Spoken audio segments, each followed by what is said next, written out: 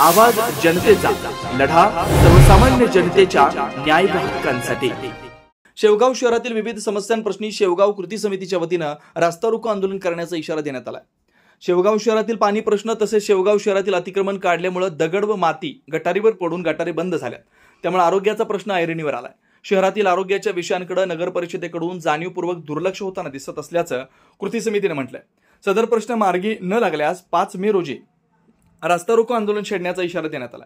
यावेळी अरुण मुंडे, प्राध्यापक किसन चव्हाण, अरुण लांडे, संजय नांगरे, सुनील रासने, कमलेश गांधी, वजीर पठाण, दिगंबर काथवटे, एकनाथ कुसळकर, अशोक आहुजा, दत्तात्रय फुंदे, समीर काजी, भाऊसाहेब कोल्हे, अंकुश Kusalkar, Sanjay Phadke, Taher Patel, Nandkumar Mundhe, parallel Shaikh, Kailas तिजोरे, Rahul Sawant, प्रकाश तुजारे, राजेंद्र झरेकर आदींसह नागरिक उपस्थित होते।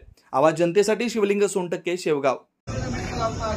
सर्वपक्षीय प्रमुखांची किंवा गावाच्या सुद्धा नागरिकांची एक जाहीर करून या अधिकाऱ्यांच्या समोर तुम्ही असा नगरपालिकेचे शिव असतील, कारण त्यांना काही बोलायला गेलं की नगरसेवकाच्या अंगावरती त्या येतात। लोकशाहीमध्ये हे बरोबर नाहीये आणि तुम्ही स्वतः लीड करून त्याच्यामध्ये ती मिटिंग घ्यावी, प्राण साहेबांना बोलवावं, तो होणारा रस्ता रोको होऊ देऊ नका, ती वेळ आमच्यावरती येऊ देऊ नका।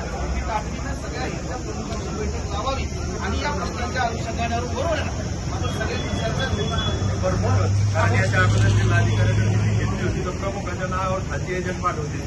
आपल्याला ते कन्सल्ट असं जो तांत्रिक सल्लागार असं कॉन्ट्रॅक्टर असं जे ज्याच्या नावावर आहे त्यांनीच हजर राहायचं। नवनवीन घडामोडी आणि सत्य बातमी पाहण्यासाठी आजच आमच्या YouTube चॅनलला सबस्क्राइब करा, शेअर करा आणि लाईक नक्की करा।